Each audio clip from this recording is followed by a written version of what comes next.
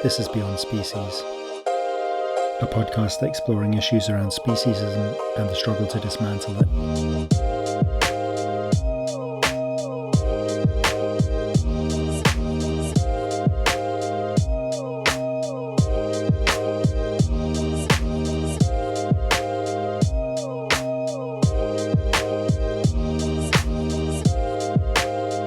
I'm Tofu Steve, and welcome to the episode.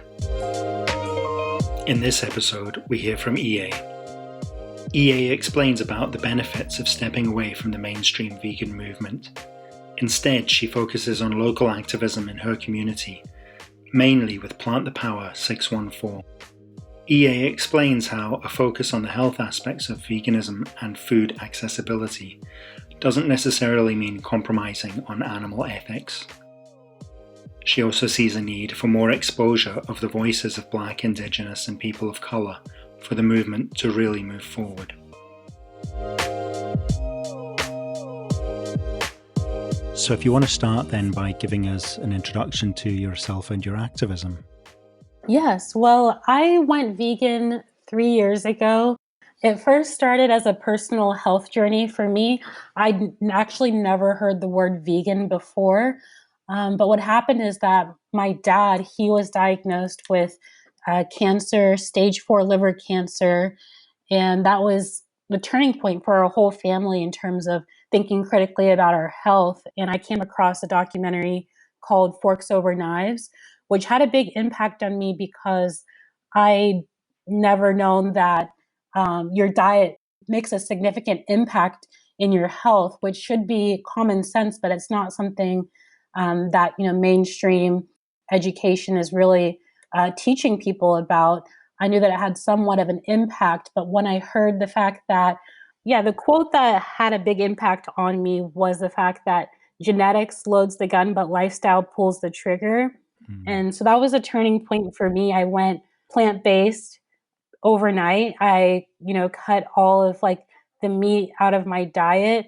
I would still eat a little bit of dairy here and there and eggs because I wasn't completely convinced on the ethical aspect of it. The documentary goes into that somewhat, but not enough for it to have made a significant impact on me. But when I watched some slaughterhouse footage, specifically through a video called Dairy is Scary by Aaron Janus, that was the moment I went vegan immediately, cut out all the eggs, all the dairy from my diet for ethical reasons, because I knew that these other animals, they don't deserve to suffer or be punished because of our appetite and our taste buds. Mm-hmm. I had that personal experience from my dad, seeing him suffer in the hospital and knowing that I don't want to cause suffering to any other living being, especially when we could live a lifestyle that's healthy and vibrant without exploiting other living beings. So at first, I was specifically just vegan for my own reasons. I never thought of, changing anyone else or introducing the concepts to anyone else. It was very specifically a personal journey for myself alone. And then what happened was one of my friends that I met through, Facebook groups, because I wanted to get to know other vegans in the community so that I had more support, invited me to Cleveland Veg Fest, where I'm from. And I met Philip Wolin, and he gave, his very famous speech about why animals don't belong on the table. And the line that he said was that when you're a vegan, you're just adding one person to the movement, but the best way to make an impact is to become a vegan activist. So that was the start of my vegan activism journey, because I knew that I wanted to make an impact, beyond myself. So the first thing that I started doing was just to join our local activism groups, which, I'm very lucky. I live in an area where there are some options of activism groups to join. I did all of the common things that, new first-time vegans do, which is follow all the influencers and celebrity vegans on social media.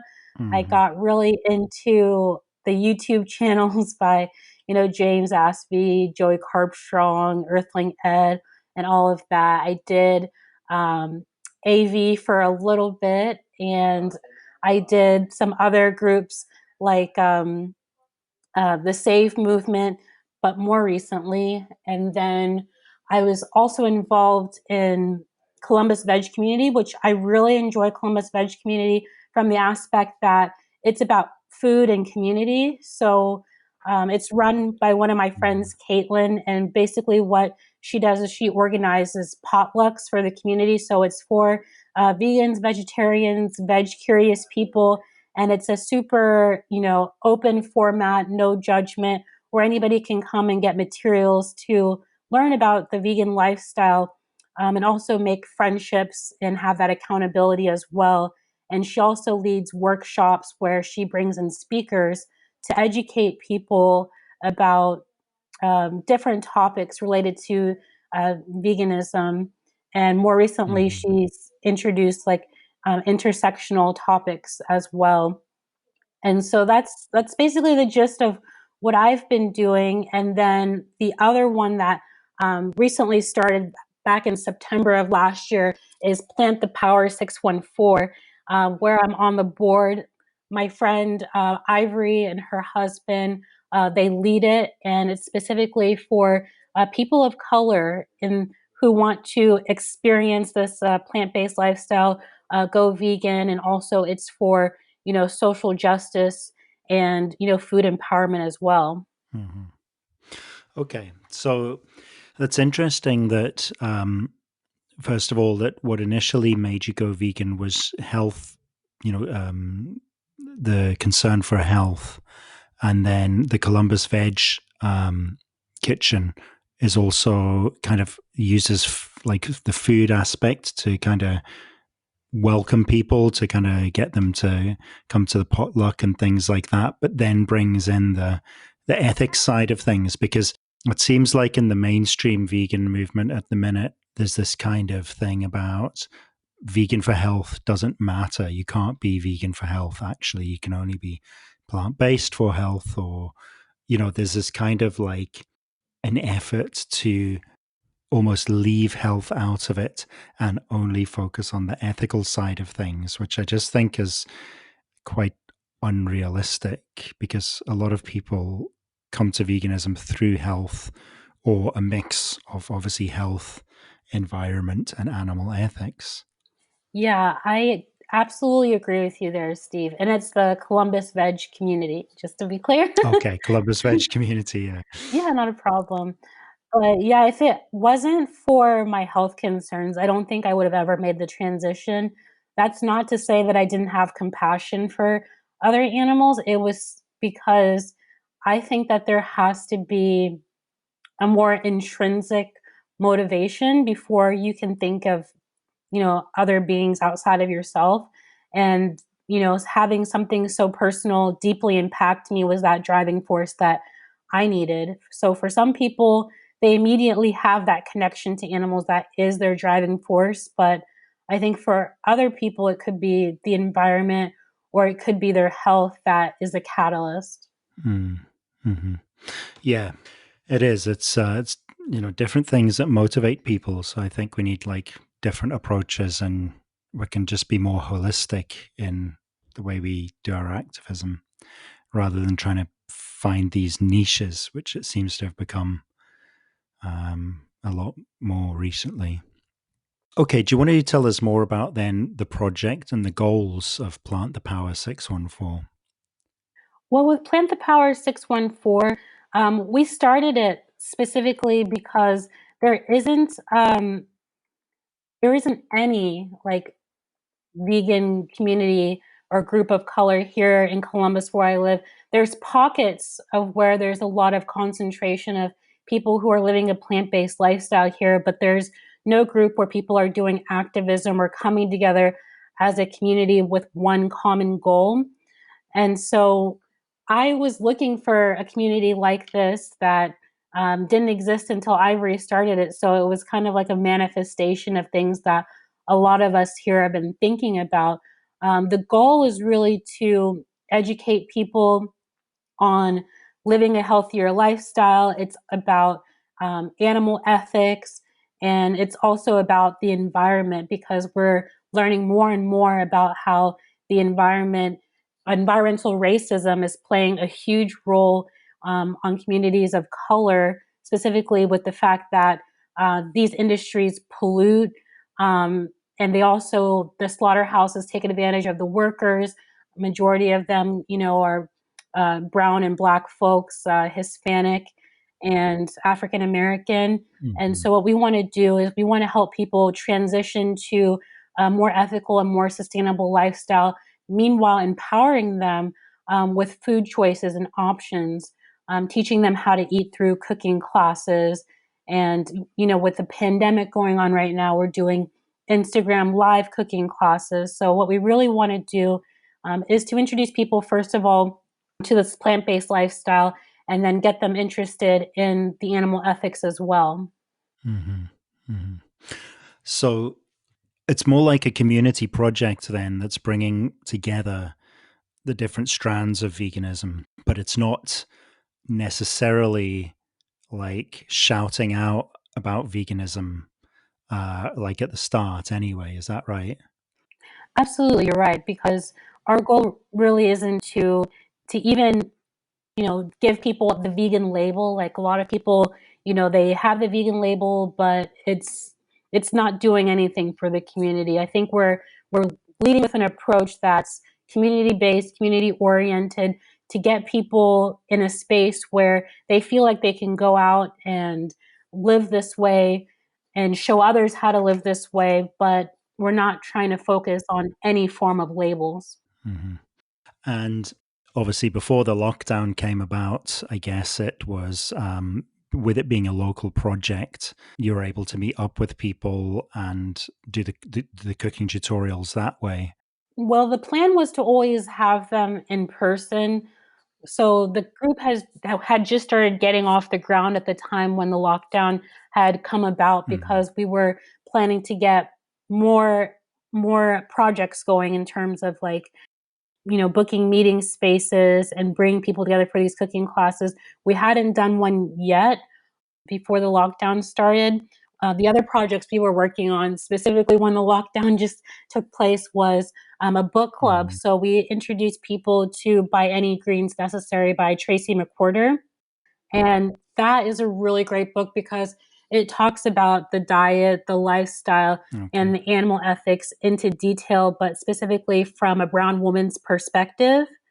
And we recently discussed it actually with her, the author, Tracy McWhorter, in a Zoom call, and we were still able to get, close to like 20 participants to dive deep into that book and discuss it. So we're working on a variety of different things. Even with the lockdown going on, we're finding workarounds to get people engaged. Yeah, sounds great. What do you think then, in terms of bringing it all together? It's kind of like the core of it is food justice, I suppose. Are there other groups locally that you might want to work with? Because we're often trying to, in the movement anyway, talk about, oh, we should be working with, other kind of groups that are working towards liberation but aren't necessarily vegan or anti-speciesist. So I just wondered if there was something if that was something that you were looking at in terms of kind of branching out or making different connections. So in terms of like connecting, our specific group to other social justice movements, that's not something that we specifically discussed, but I can absolutely see how, for example, our Plant the Power group could connect with an anti-racist group here locally. That's something that I'll definitely be bringing up. When it comes to food justice, we have several people who are members of our group who already have like really big projects where they do food distribution every weekend, and it'll be plant-based food for the community. So we've already connected with them and volunteer with them to help distribute plant-based foods to people who are in need.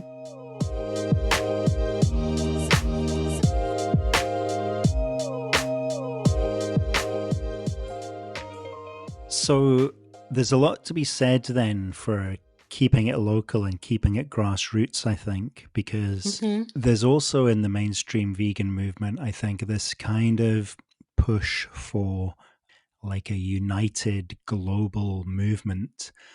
And I think part of the problem with that is that, of course, the movement for liberation can be united in a way, but made up of lots of different independent groups doing different things, but all generally aligned to the same values. But the problem seems to be, or one of the problems, I think, is that this kind of unity is becoming aligned under brand names such as the Save Movement or Anonymous for the Voiceless and so on. And it's as if people think, okay, in order for us to be united, we need to unite under that. We need to all be part of the same organization or whatever, strength in numbers and that kind of thing. So, what's your thoughts on the kind of local versus global dynamic? My thoughts on that are very similar to Lauren Ornelas. I don't believe in making a franchise of all of these different groups so that, there's, like you said, there's Save, Anonymous for the Mm-hmm. Voiceless, there's PETA, and there's all these different things. And then you take that brand name and then you try to translate it to other states and other countries worldwide and do a very similar thing. I Mm-hmm. think it takes away from the creativity that you can have on a local level, and it also takes away from the resources that you can utilize, because with a lot of them, what ends up happening is there's a lot of red tape and bureaucracy that ends up happening. And then that breeds discontentment among the members when they can't make independent choices that are the best to serve their community. Mm-hmm. Our communities are so unique, and we really need to pull from them. I can specifically speak of my friendship group. Mm-hmm. They are in the sorority life. They have a lot of sorority sisters who, some of them are plant-based, some of them are not, but they can draw from their experiences and utilize them as resources, because, we have one friend who is into, the gardening space and urban gardening and development. And, if we're under the umbrella of a national franchise or organization, we just can't be creative and use all of our contacts the same way we would as when we're independent. Mm-hmm. Yeah. So there's that kind of freedom to be a bit more creative and to, utilize all the skills of the people involved, really, instead of that top down approach that says, this is the new campaign. Everyone, you need to do these certain actions to fit in with the campaign or whatever. Exactly. Yeah. Okay. And you've been growing your own food. Yes. Hmm. So I started that project, as many people have during this lockdown, of, just wanted to experiment with, sprouting some seeds from scratch, because I've never done that before. So the project started off really great, but I have to admit lately it has not been going so well. But I have gardened in the past, I think the past 2 years, this will be my third year. So I'm going Hmm. to get some new seedlings pretty soon to plant them directly in the garden, because not all of the sprouts that I started survived. Okay. Fair enough. Um, so, yeah, I think people growing their own food is actually such a powerful thing, because I think we've become so disconnected from that whole process. I was watching a video by Mexi Oh yeah. recently. Yeah, she was explaining how we're so in the Western world, I guess. Anyway, we're Hmm. so disconnected um, from the ecosystem, because we live in the house, which blocks out anything kind of natural. And then to get our food, we go to the store, which other people have picked and supplied and brought to us. And you pick up that food from the store, and you don't generate your own kind of power in any way. So you just like have the electricity like piped in or whatever. So we don't have any kind of control or agency really over this important stuff, and we're completely disconnected from the whole ecosystem. So there must be something really just kind of maybe humbling and also just inspiring about growing your own food and giving yourself kind of nourishment from that.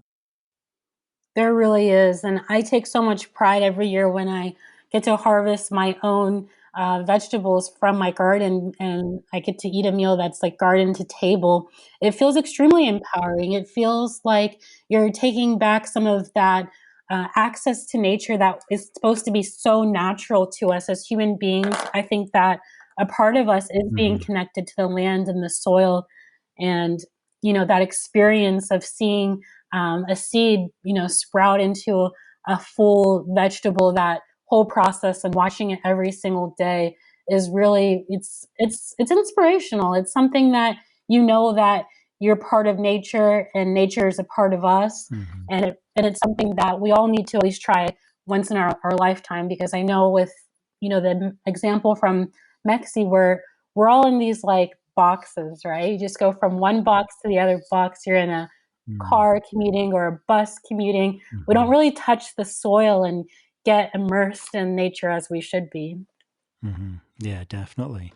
And I suppose there's another angle to it as well, which is that thing about feeding yourself and your community if you have enough to go around, because there's something about, I think, governments and corporations having the power to control the food supply, which can be used against you. If Yeah. I'm sure in countries that have had kind of civil wars or whatever, that the people who control the food supply and the water and things like that it's such a way to be able to kind of get leverage or to get what you want.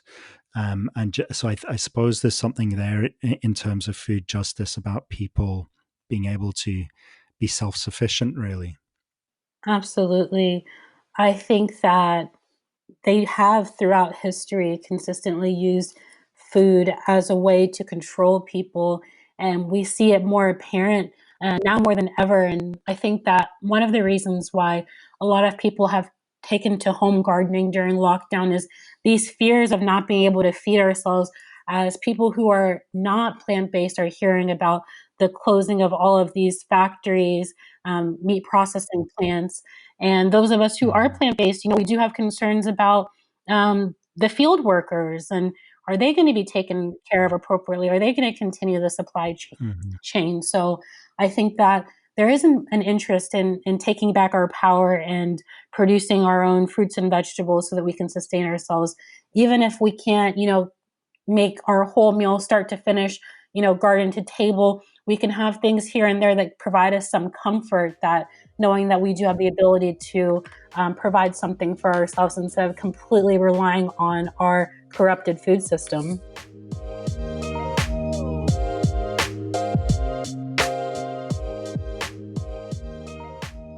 What do you think then are some of the issues within the vegan or animal rights movement at the moment? I would say the main issue is that when people get introduced to the animal rights movement, it's a lot of the time through documentaries. And I'm not saying that that's a bad thing, because that's how I got introduced into it as well.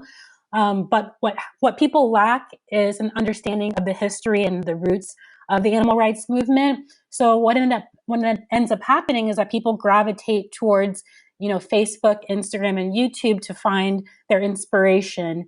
And when that happens, you end up running into people who are quote unquote saviors of the movement and have a lot of fans and followers, and you kind of get immersed into thinking like that's the way to do activism. These people are reaching so many people because they have so many fans and followers.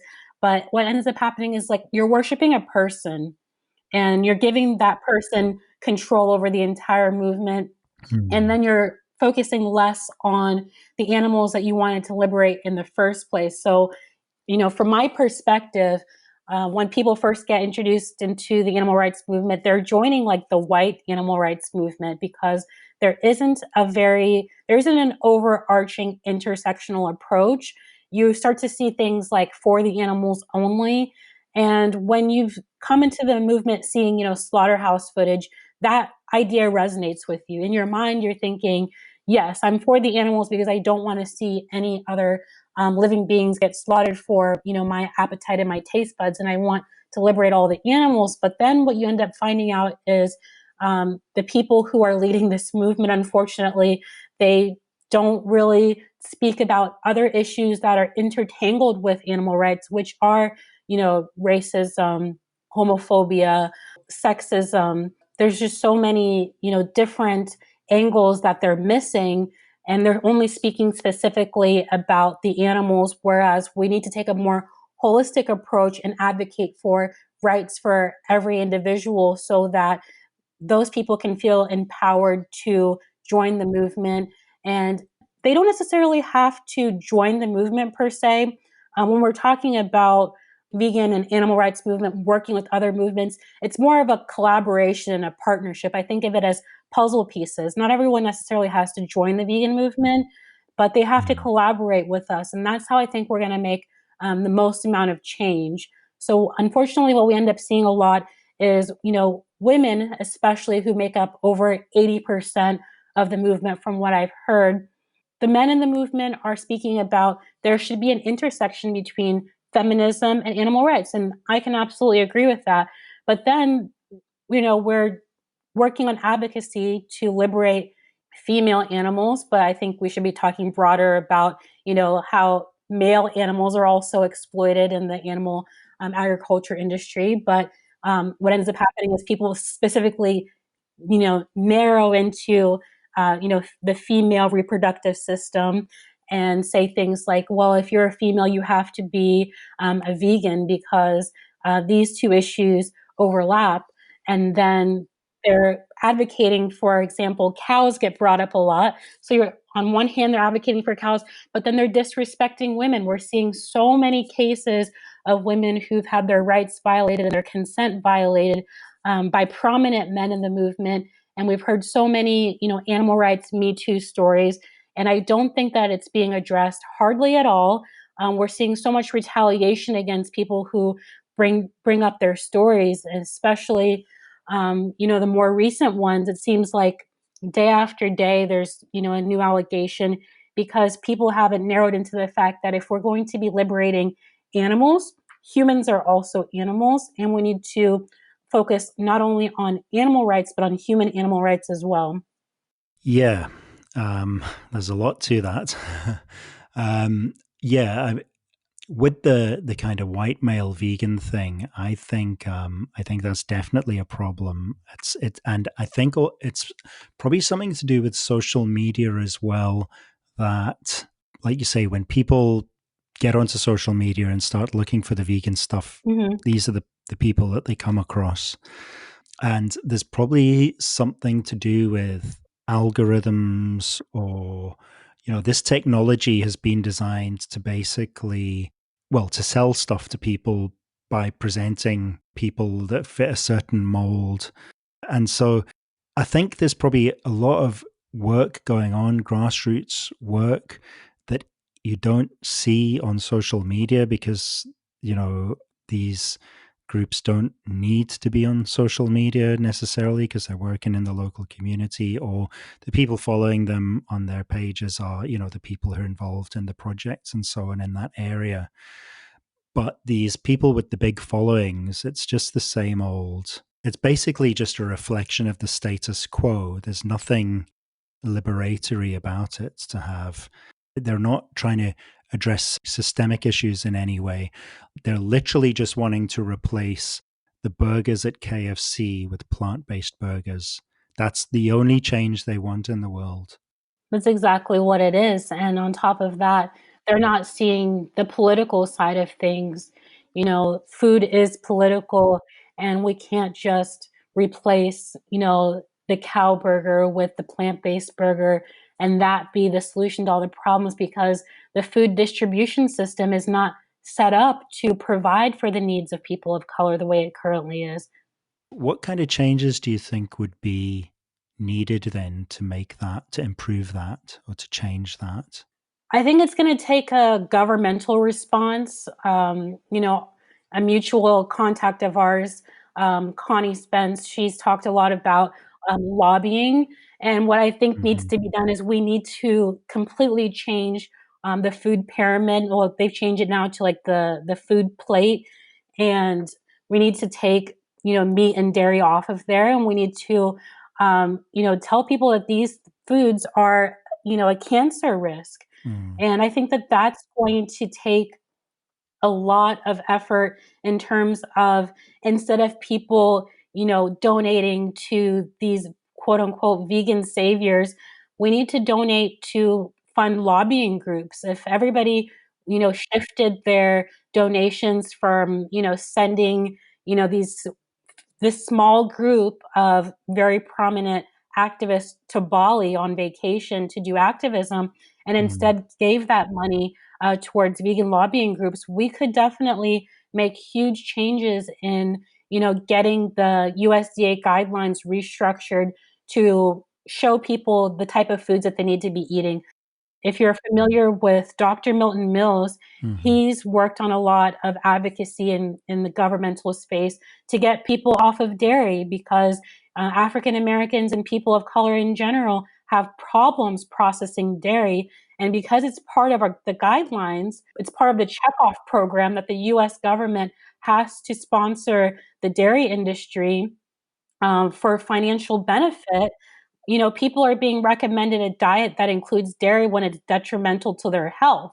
So if we could, get dairy off of the recommendations, that's going to save a lot of people of color and people in general, because dairy is a very inflammatory substance. It's not good for human health. It's designed specifically, to raise a baby cow from infancy to the weaning phase. So I think that we're going to see the Mm. majority of the progress when we can change the government's approach to food.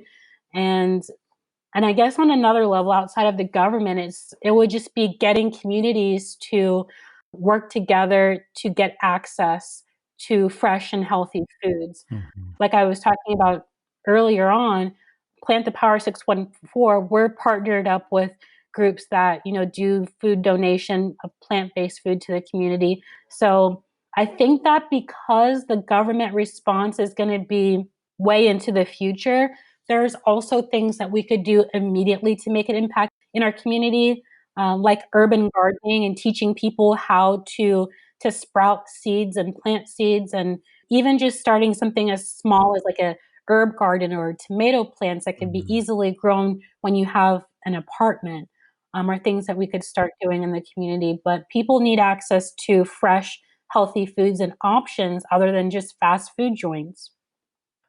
That's the thing that these vegan celebrities aren't doing, is they're not creating communities. They're not really doing community work to create alternatives. They're just really creating clickbait videos that they put out on social media. And then some of them are sponsored by like venture capitalists. Okay, plant-based venture capitalists, but it's still, the goal is to sell stuff like burgers and probably eventually like lab meat and stuff like that. There's no real drive for them to get involved at a community level, and I think it's also this thing about, it's kind of a capitalist mindset as well, is that it's about individuals. These people, these vegan celebs are just kind of high achieving individuals, which is what capitalism wants us to think like. It wants us to kind of remain individual, not get involved with our neighbors, so that we can just buy stuff. If we need anything done, we'll just order it, and someone will deliver it to our door and so on. And they're playing right into that, and they're making loads of money from it. So they're not offering us like really solid alternatives. I don't think at all. I can absolutely agree with that. I think that once people understand that capitalism is a system that's just, it's all about like a winner takes all mentality. It's not about building, cooperative systems with, Hmm.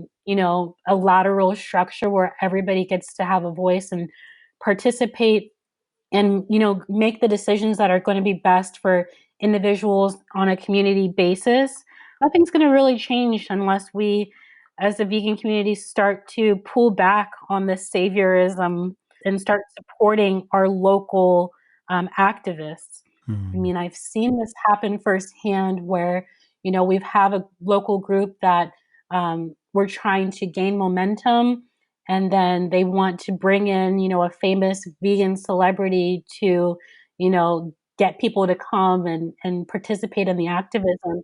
And yes, they will come and they'll attract a huge audience, but it's like people didn't come to liberate animals. They came specifically to meet that one person, but they won't be there week after week after week. So you haven't improved your community or done anything major when you're inviting these vegan celebrities, to your hometown.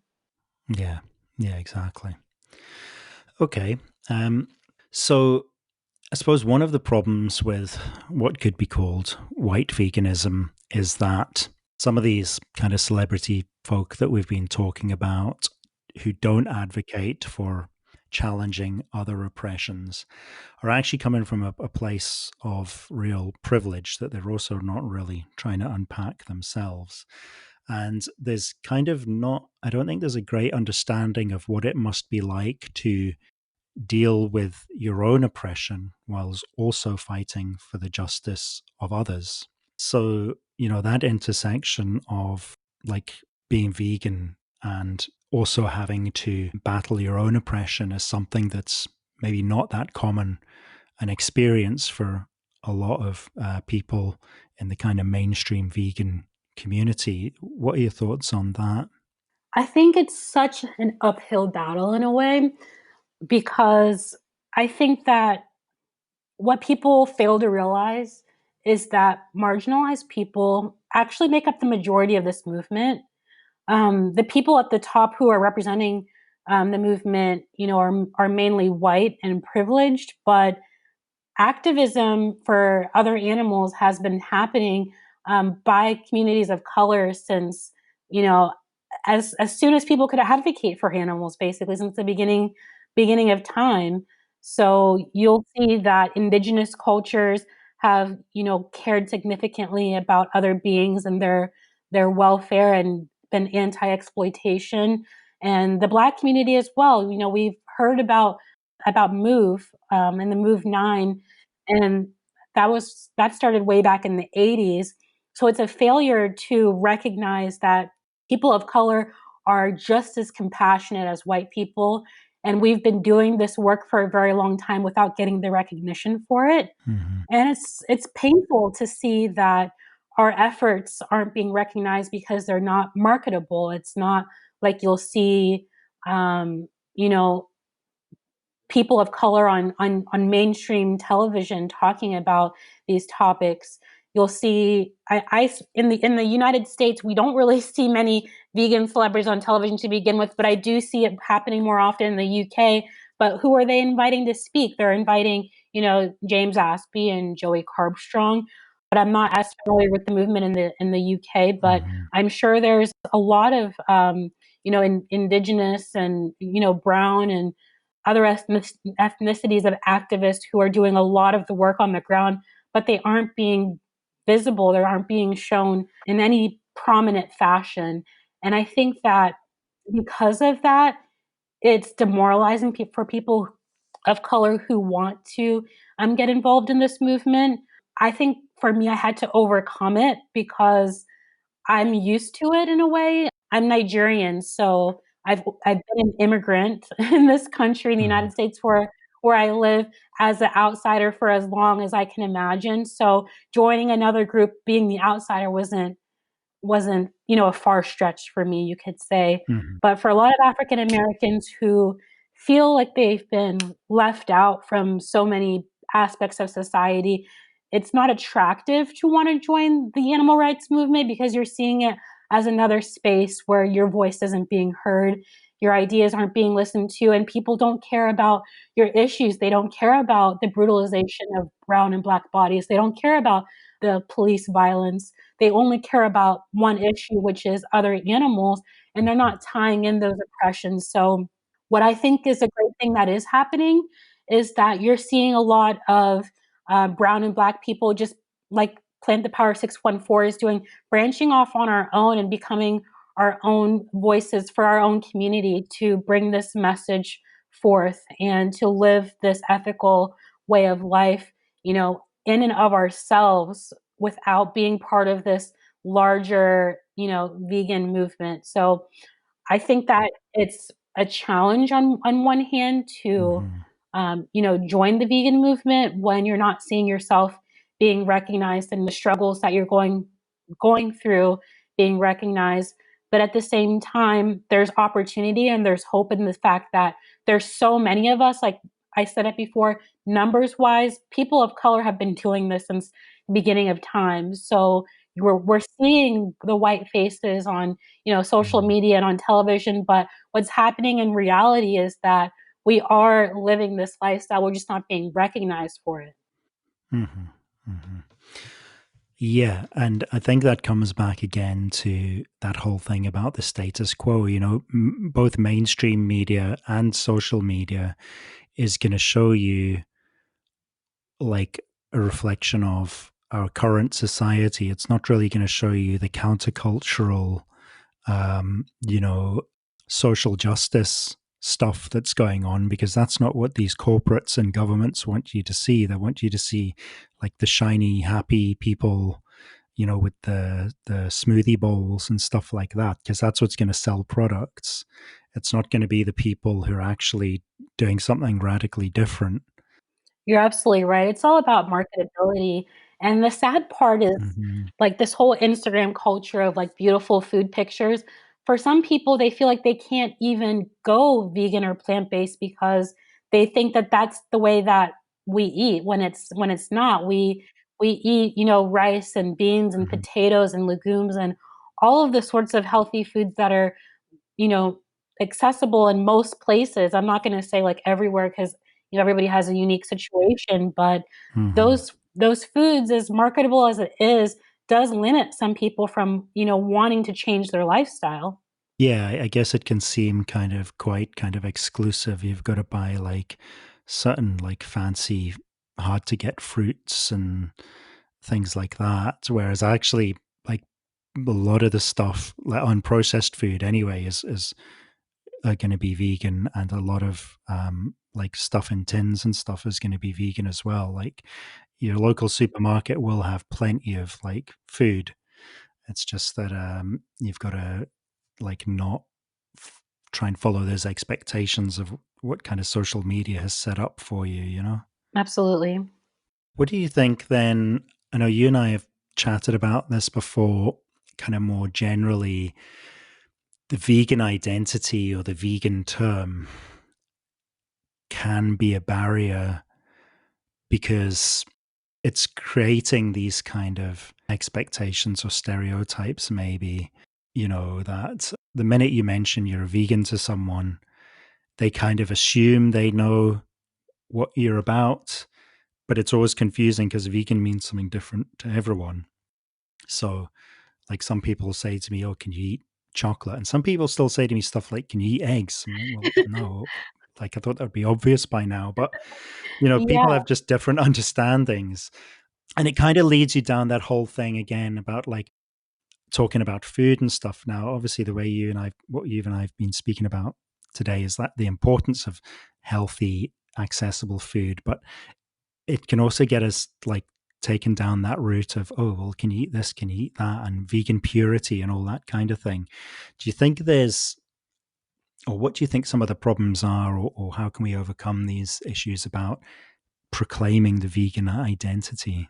I think first and foremost, I think that people that are using the term, vegan as a label and as an identity, they just need to pull back on it a little bit. Like there's this whole thing about we have to keep this word pure. We have to own this term. This is the only term for the animals. Mhm. And they're like, well, there's the anti-racist movement and they have, an identity. And then there's the feminist movement and they have an identity, but then they're saying like, okay, so vegan is our identity and it's the only way that we can advocate for animals.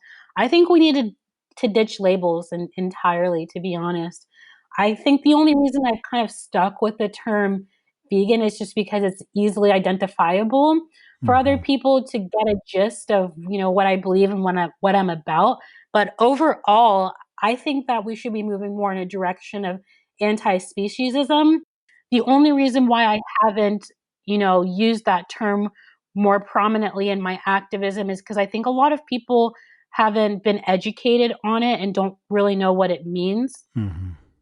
But I'm trying to do the work to use the term anti-speciesist more and more often, because I think that it's a term that is specifically about the oppression of other animals, and I think that maybe that'll help click for other people that when you're eating things like eggs and dairy and fish, you are oppressing those other living beings.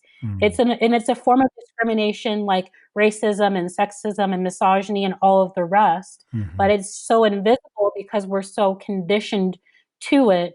I think that the way that we move on from this vegan identity and vegan label is to choose new terminology. I don't even think it necessarily needs to be consistent. It just needs to be accurately describing what our values are. I think that because there already is so many plant-based and vegan movements, I think working together is more of like we're all pieces of the puzzle, filling out a bigger picture. We don't necessarily need to do the exact same things, but we all interconnect and overlap each other. But I don't think that we need to have one specific umbrella term to describe our movement. People are accustomed to that, I think, because it's a place of security.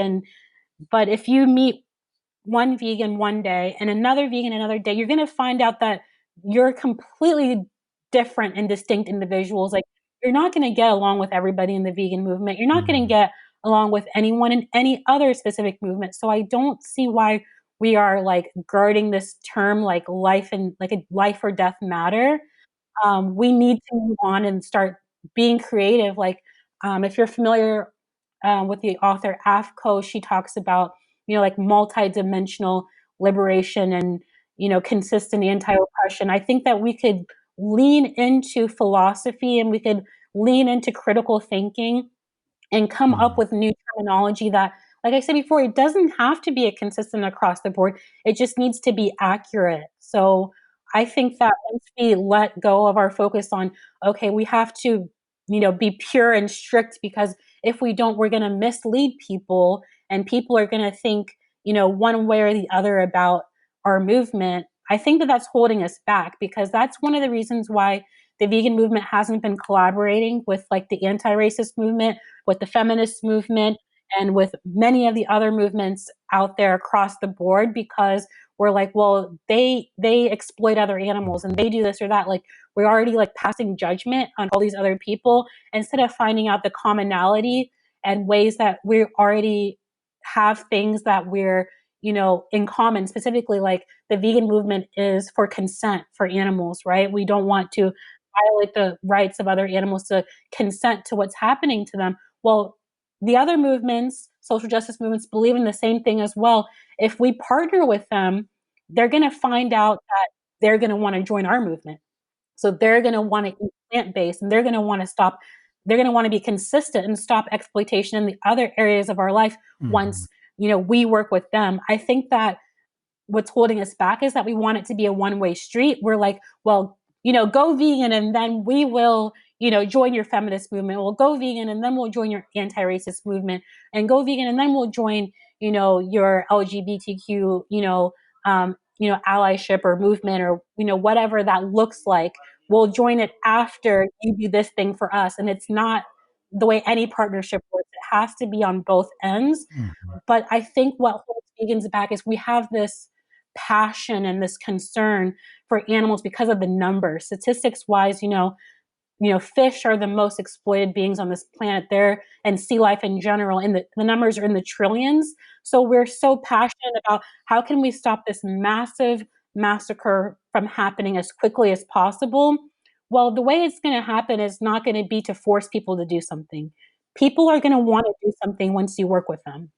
So instead of like always being the initiators and like forcing people to see our side of things, I think we first need to see the other movement's side of things and then bring them into our movement slowly by understanding their issues as well.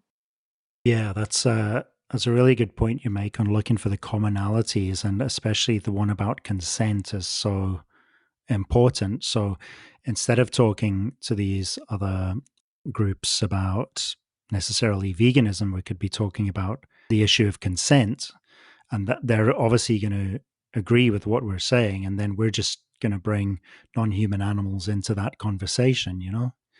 Absolutely. I think that's a starting point, finding all the areas Hmm. of commonality, because every social justice movement has something in common because we're all for equality, we're all for liberation, Hmm. and we're all for, peace and justice and all of those, like catchphrases and terms that apply to both humans and non-humans alike. So when we talk about um, issues that they're passionate about, and then loop that in with animal rights and animal advocacy, they're going to start to see our side of things as well. But we can't force them to see our side, and then we'll see your side afterwards.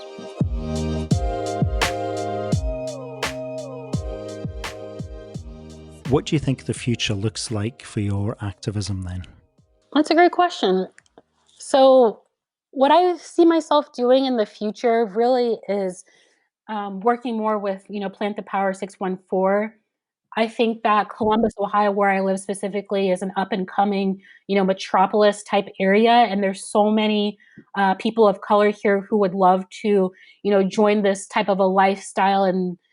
And what I see us doing is, in the future, we're planning to host a veg fest, like a soul food veg fest, with many, Black owned vegan businesses, and that's kind of been put on hold because of the pandemic we're going through right now. But, that's going to eventually come to an end. And I see myself doing a lot of work with just growing this specific community as much as possible. A lot of it has to do with health because, we're hearing, especially with this pandemic, that people of color are being affected the most and they have the least access to the right types of food to eat, which leads to, those pre-existing conditions such as, cancer, heart disease, and diabetes. So a Hmm. lot of our work is going to be focused on the health aspect of things, because it caters specifically to our community.